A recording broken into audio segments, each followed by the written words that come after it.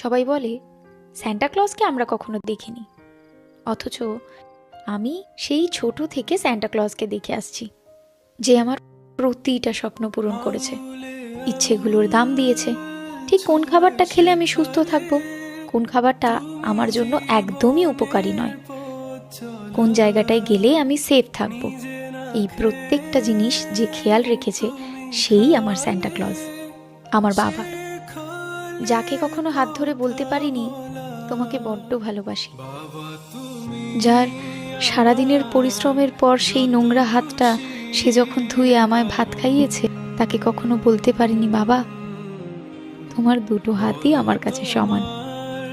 বাবাকে কখনো বলতে পারিনি যে তুমিই আমার স্যান্টা ক্লজ, তুমি আমার জন্য যা করেছো তার ঋণ আমি কখনো শোধ করতে পারবো না।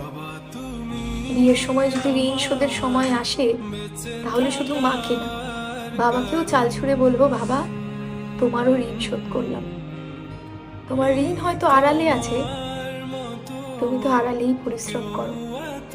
সব থেকে পুরনো ফোন, না চলা ঘড়ি, ছেঁড়া পার্স, ছেঁড়া জুতো, আর সব থেকে সাধারণ জামাটা যে পরে সেই আমার বাবা।